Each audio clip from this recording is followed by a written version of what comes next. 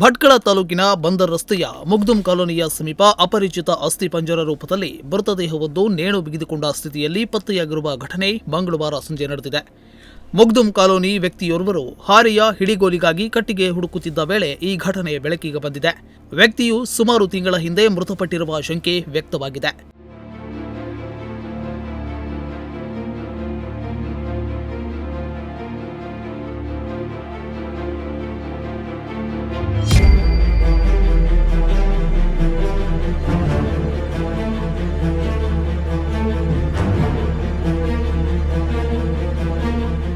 ನೆಲದಿಂದ ಸುಮಾರು 10 ಅಡಿ ಎತ್ತರದಲ್ಲಿ ನೈಲಾನ್ ಹಗ್ಗದಿಂದ ಶವವು ಮರಕ್ಕೆ ಬಿಗಿದ ಸ್ಥಿತಿಯಲ್ಲಿ ಇದ್ದು, ದೇಹದಿಂದ ರುಂಡ ಬೇರ್ಪಟ್ಟು ಕೆಳಗೆ ಬಿದ್ದಿದೆ. ಶವದ ಅಡಿಯಲ್ಲಿ ಚಪ್ಪಲಿ ಪತ್ತೆಯಾಗಿದ್ದು, ಪುರುಷನ ಶವ ಎಂದು ಗುರುತಿಸಲಾಗಿದೆ.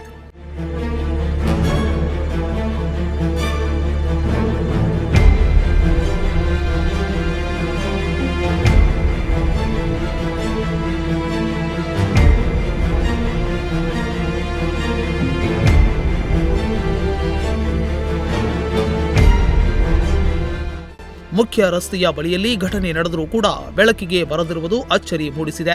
ಘಟನೆ ಬೆಳಕಿಗೆ ಬರುತ್ತಿದ್ದಂತೆ ಸ್ಥಳದಲ್ಲಿ ನೂರಾರು ಸಂಖ್ಯೆಯ ಜನರು ಜಮಾವಣೆಗೊಂಡಿದ್ದು, ಸ್ಥಳಕ್ಕೆ ನಗರ ಠಾಣೆಯ ಪೊಲೀಸರು ತೆರಳಿ ತನಿಖೆಯನ್ನ ಕೈಗೊಂಡಿದ್ದಾರೆ. ಉದಯ್ ನಾಯ್ಕ್, ನುಡಿಸಿರಿ ನ್ಯೂಸ್, ಭಟ್ಕಳ.